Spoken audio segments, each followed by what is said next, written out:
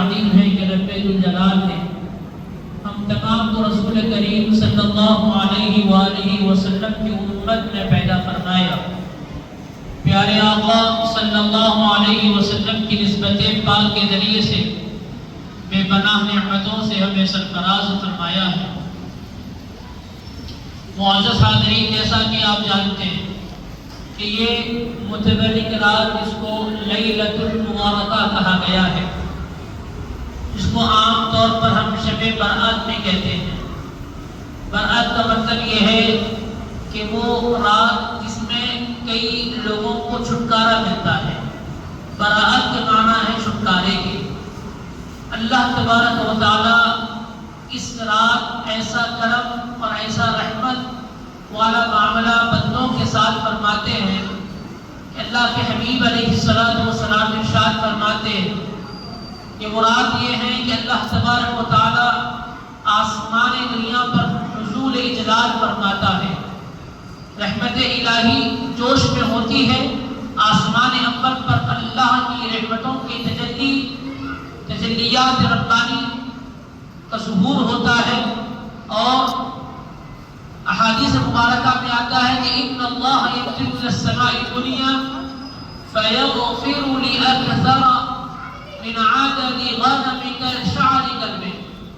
فرمایا گیا کہ یہ مراد ہے کہ اللہ تبارک و تعالی آسمان اول پر نزول جلال فرماتا ہے اور اپنے بندوں کو بنو کلب کی بکریوں کی بالوں کی تعداد سے زیادہ لوگوں کو بخش فرما دیتا ہے.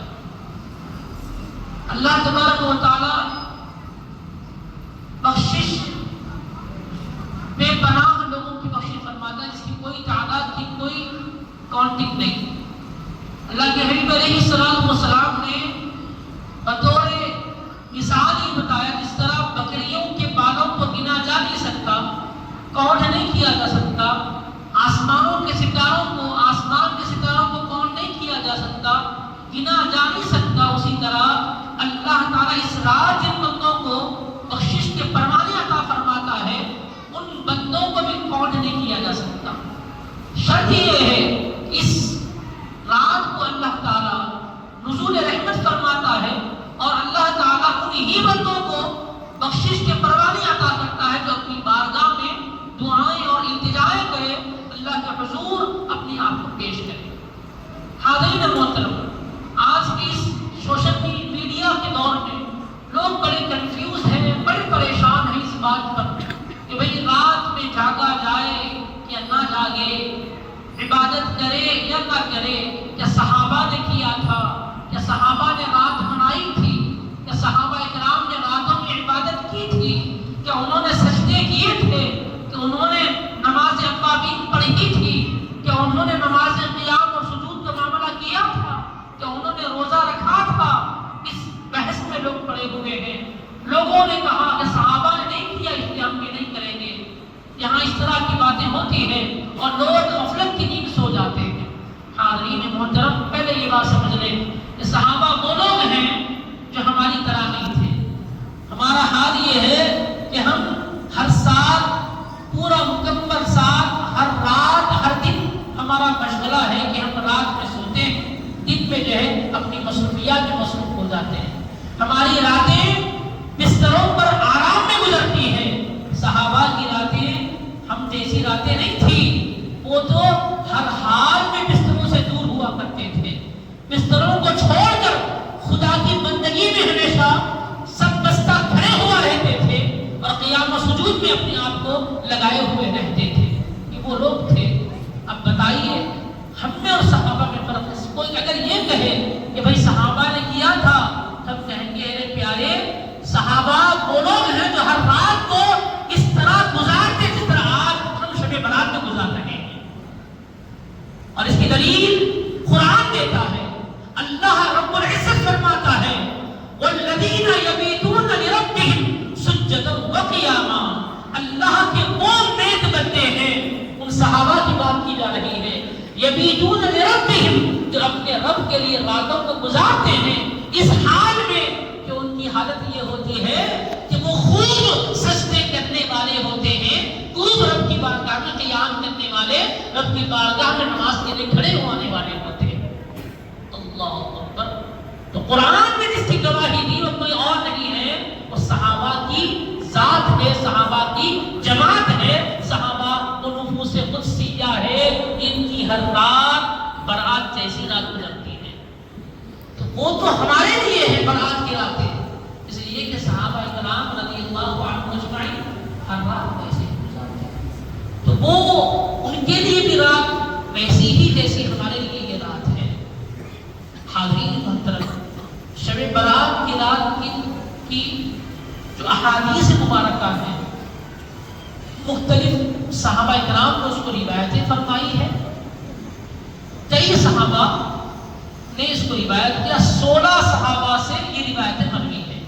جو لوگ کہتے ہیں کہ بھئی صحابہ بولے 16 صحابہ، اور اس میں اکابر صحابہ میں حضرت سیدنا ابو بکر صدیق رضی اللہ عنہ، حضرت علی رضی اللہ عنہ، حضرت انس بن مالک رضی اللہ عنہ، حضرت سیدنا ابو ہریرہ رضی اللہ عنہ، اور حضرت معاذ بن جبل رضی اللہ عنہ۔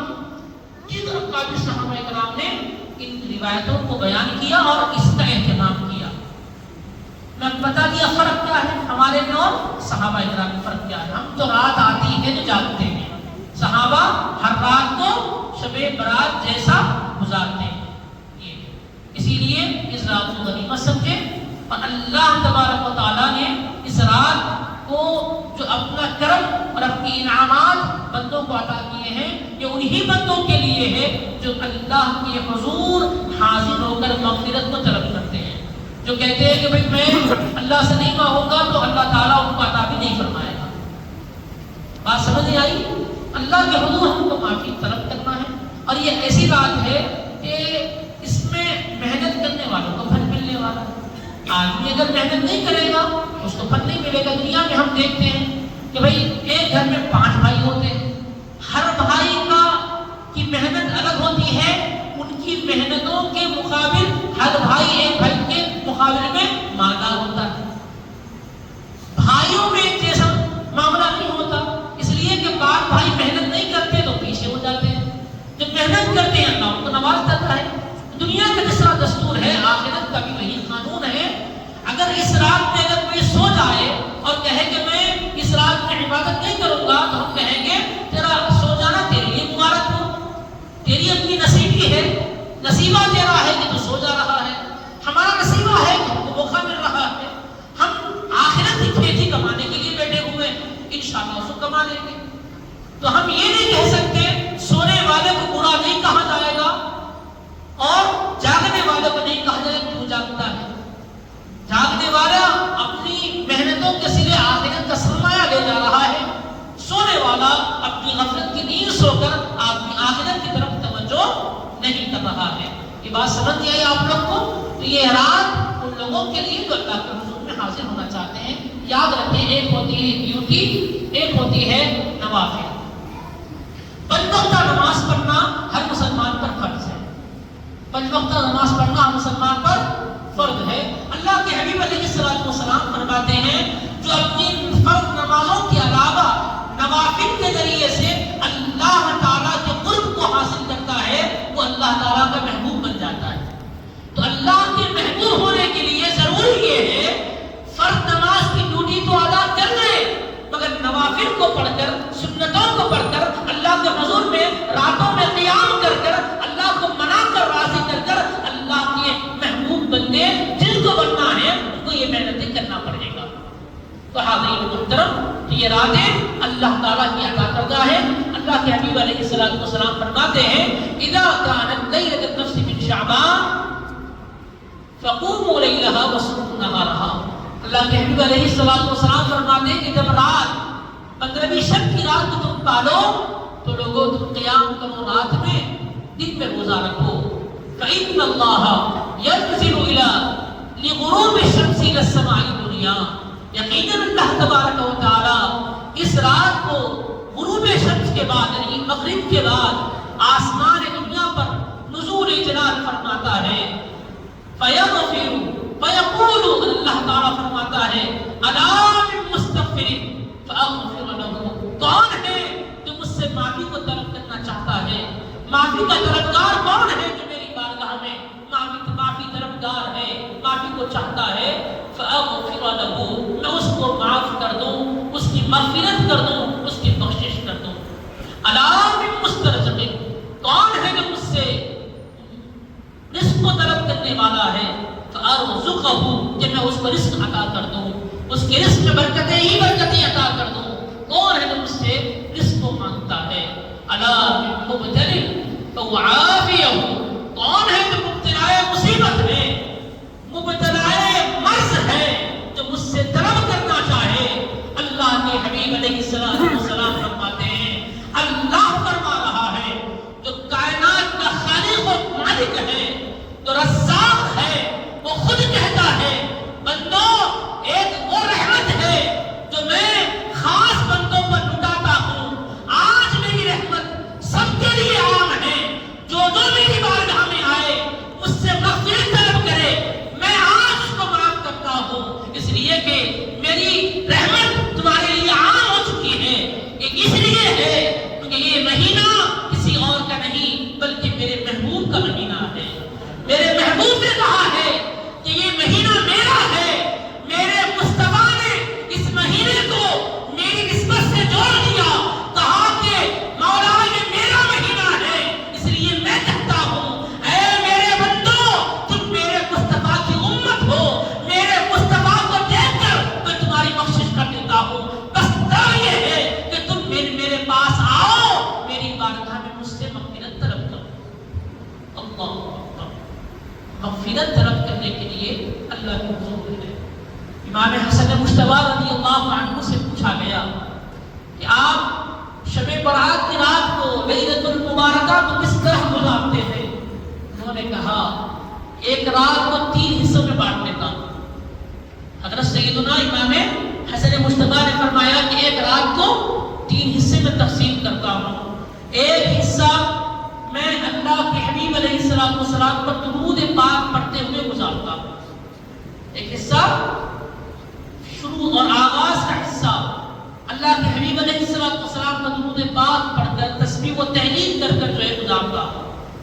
جب دوسرا وقت آتا ہے، آخری دوسرا حصہ جب رات کا آتا ہے تو اللہ کی بارگاہ میں مغفرت طلب کرتا ہوں، اس لیے کہ اللہ تعالیٰ قرآن مجید میں ارشاد فرماتا ہے ہم ان لوگوں کو عذاب نہیں دیتے جو ہماری بارگاہ میں مغفرت کو چاہتے ہیں، استغفار کرتے ہیں، مغفرت طلب کرتے ہیں۔ تو فرماتے ہیں کہ پہلا حصہ درود و تسبیح و تحلیل میں گزارتا ہوں، دوسرا مغفرت طلب کرنے میں، استغفار پڑھنے میں، استغفار پڑھتا ہوں، اللہ کے حضور مغفرت بار بار طلب کرتا ہوں، اپنے گناہوں کو سامنے رکھ کر اللہ کے حضور اپنے غلطیوں کی معافی مانگتا ہوں، اس طرح یہ رات گزارتا ہوں۔ جب رات کا آخری حصہ آتا ہے تو فرماتے ہیں اس کو میں رکوع و سجود اور نمازوں کے ذریعے سے گزارتا ہوں، اس لیے کہ اللہ تبارک و تعالیٰ نے فرمایا ان لوگوں سے اللہ تعالیٰ خوش ہوتا ہے جو لوگ راتوں میں سجدہ کرتے ہوئے راتوں کو گزارتے ہیں۔ قرآن پاک سے 3 آیتوں کو انہوں نے دلیل دی اور کہا کہ دیکھو میں پہلی آیت درود پاک جو پڑھتا ہوں، قرآن مجید میں اللہ نے کہا اے ایمان والو یا ایھا الذین آمنوا صلوا علیہ وسلموا تسلیما، تم بھی ایمان والو میرے رسول پر درود بھیجو اور خوب سلام بھیجو۔ پہلا جو میرا حصہ ہے رات کا اس طرح گزرتا ہے، دوسرا حصہ جو قرآن مجید میں آیا کہ وما الا وهم مستغفرون، ان لوگوں کو ہی اللہ معاف فرماتا ہے، ان کو عذاب نہیں دیتا جو اللہ کے پاس مغفرت کو طلب کرتے ہیں۔ تیسرا وہ الذین یبیتون لربہم سجدا وقیاما۔ حاضرین محترم، ان راتوں میں ہمیں ایک پیغام ان کو یہ ہے کہ اس رات کو اللہ کے حضور معافی کو چاہیں۔ دوسرا جو پیارے آقا کی سنت ہے وہ یہ اس رات اپنے مرحومین کے لیے مغفرت طلب کی جائے، ان کے قبور کی زیارت کی جائے۔ اللہ کے حبیب علیہ السلام فرماتے ہیں نہیتکم عن زیارت القبور فازوروها، میں نے تم کو پہلے قبور کی زیارت سے منع کیا تھا، اب میں تم کو اس کی اجازت دیتا ہوں، اس لیے کہ تم اگر قبور کی زیارت کرو گے، قبرستان جاؤ گے تو تم کو دنیا سے بے رغبتی حاصل ہوگی اور آخرت تم کو فکر ہوگی۔ کیوں فکر ہوگی؟ اس بات کی فکر ہوگی کہ تمہیں آخرت میں کسی مقام پہ جانا ہے، یہی تمہارا اپنا مسکن، اپنا قبرستان ہوگا علامہ حضرت بہلول دانا رحمۃ اللہ علیہ ایک مرتبہ قبرستان میں بیٹھے ہوئے تھے. لوگوں نے پوچھا حضرت آپ یہاں بیٹھے ہوئے ہیں؟ تو کہا ہاں یہی میرا مقام ہے، یہی میرا گھر ہے، یہی میں رہتا ہوں. لوگوں نے کہا کہ حضرت قبرستان میں لوگ کیا کریں گے رہ کر، یہاں تو قبرستان ہے، آپ شہر میں رہیے. تو حضرت بہلول دانا نے پوچھا شہر کس کو کہتے ہیں؟ تو لوگوں نے کہا شہر اس مقام کو کہتے ہیں جہاں لوگ آ کر رہتے ہیں اور وہاں آنے کے بعد پھر دوبارہ وہاں سے نہیں جاتے، اس شہر کو چھوڑ کر نہیں جاتے. تو کہا تمہارے شہر سے بہتر شہر تو میرا ہے جہاں میں رہتا ہوں، اس لیے کہ